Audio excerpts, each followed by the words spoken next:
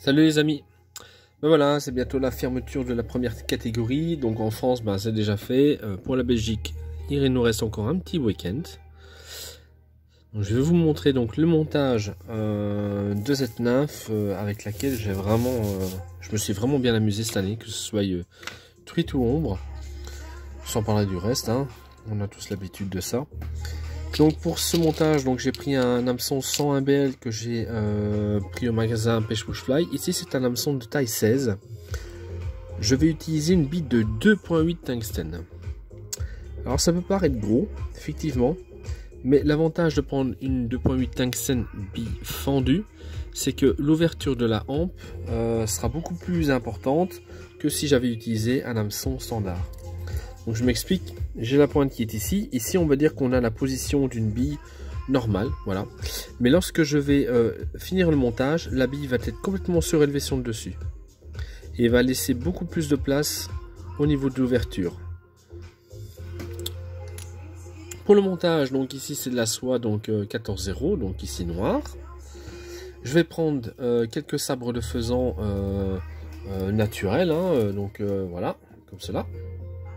Tout ce qu'il y a de plus basique. Je vais en prendre 6 ou 7 hein, maximum, voire peut-être un peu moins. Pour le corps, je vais prendre aussi, donc ça sera fait avec le faisan, mais je vais prendre donc le cerclage avec un fil de cuivre que j'achète aussi au magasin Pêche Push Fly. Donc ici j'ai pris du 18 mm.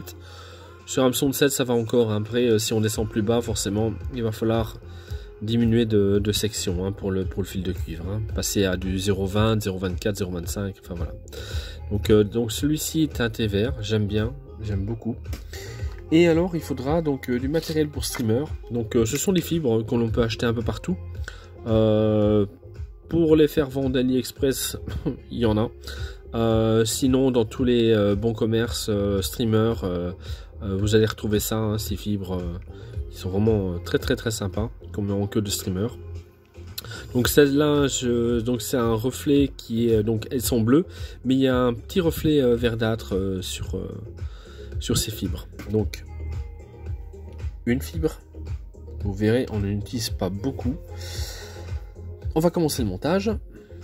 Donc pour fixer une bille fendue sur un hameçon droit, il ne faut surtout pas rentrer dans la gorge de la bille. Je m'explique. On va rester donc sur le bord. Donc une fois que la bille est en position, on va rester sur le bord de la bille et on va tourner plusieurs fois au même endroit de façon à créer une épaisseur, ce qui va former une petite boule qui au fur et à mesure va forcer la bille à venir se mettre en position. Donc là on va légèrement l'aider, voilà. Et une fois que vous arrivez à ce résultat là, que votre bille est bien passée au-dessus, vous allez voir, elle ne bouge pas beaucoup, je dirais même quasiment pas du tout. Il suffit de légèrement d'aller en oblique comme cela pour la coincer. Et voilà, et c'est fini. Donc là, la bille, elle est coincée, elle ne bougera plus. On va prélever donc, je vais en prendre 5, 6, hein, ça sert à rien d'en prendre plus. Plus vous allez en mettre, plus vous allez grossir votre corps, et c'est vraiment pas l'intérêt sur des petits montages, hein.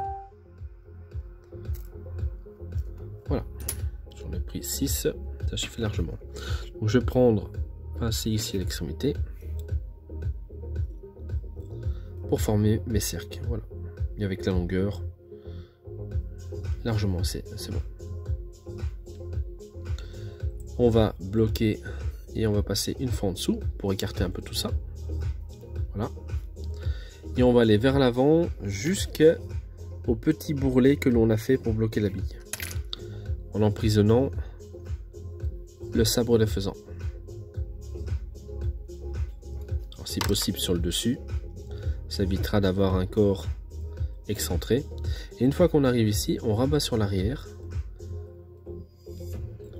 et on vient positionner le sabre jusqu'au début de la courbure, comme cela.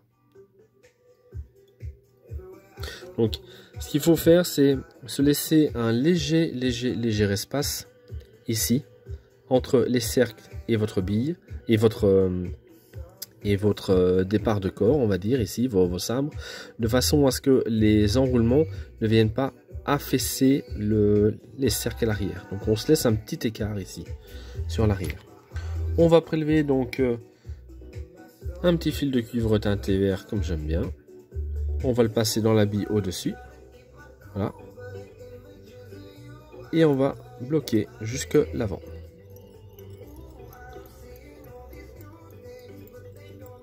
Et on se place derrière la bille, forcément. On va enrouler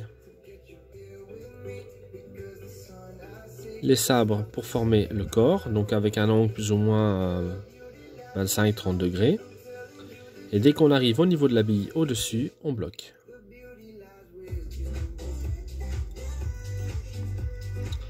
Deux tours au-dessus, un tour en dessous. On coupe l'excédent. Et ça suffit. On vient enrouler donc nos spires dans le sens inverse de l'enroulement des sabres pour former le corps. Donc ce que je vais faire, c'est que je vais faire une première spire et je vais en faire une deuxième, bien serrée sur l'arrière. Comme cela.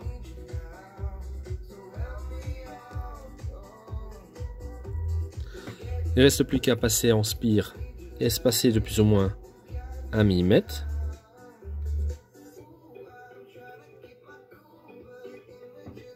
Comme ceci.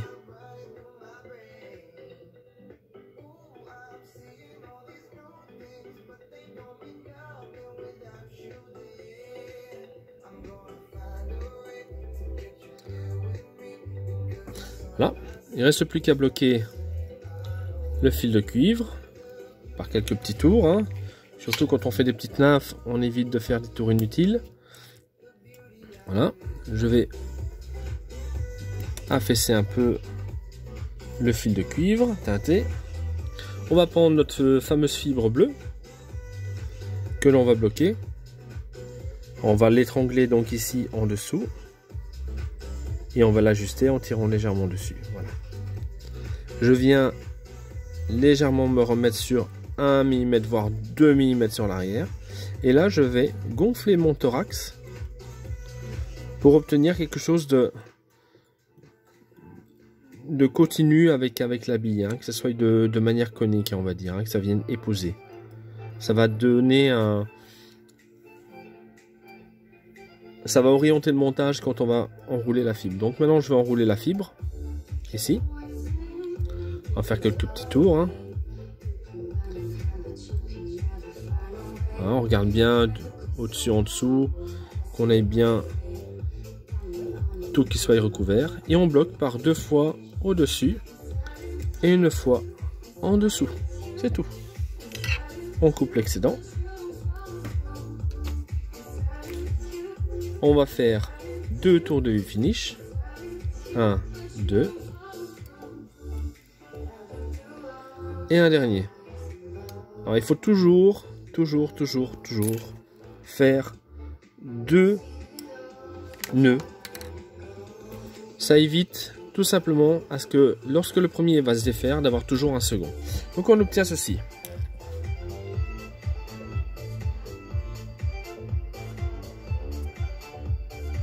On va utiliser maintenant le vernis UV. Voilà, donc pour l'UV, moi toujours la marque Laser. C'est pas cher, ça tient bien, c'est pas poisseux, ça résiste dans le temps. Donc voilà, et c'est vraiment dur. Donc on va mettre une fine goutte. C'est juste pour préparer le montage. Donc la petite goutte, on vient la mettre ici au niveau de l'encoche, au-dessus. Et après, on va venir badigeonner pour faire le tour, simplement. Donc on va vraiment redonner une petite couche. On va bloquer. On va vitrifier. Voilà, comme cela. Et on vient remettre une seconde couche. Juste une petite goutte.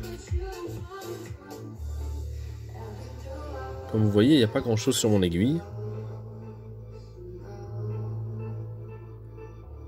On fait en sorte que ça recouvre bien.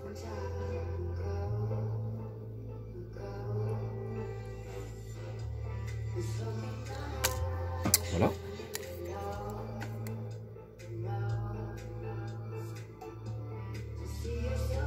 Et le montage est terminé.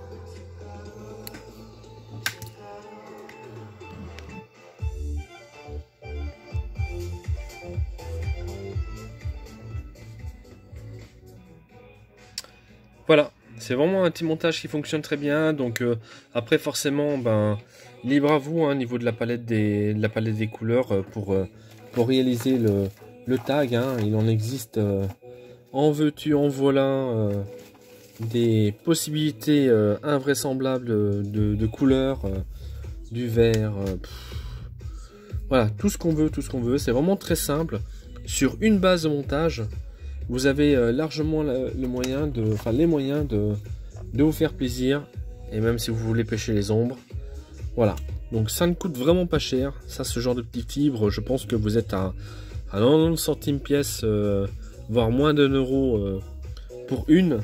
Et comme vous avez vu, sur la longueur d'une fibre, là je viens de faire déjà donc 3 montages. Hein, c'est mon 4e. Voilà. Et forcément, il me reste encore tout plein pour la suite. Donc voilà, de quoi s'amuser. Bon montage à tous. À une prochaine. Salut.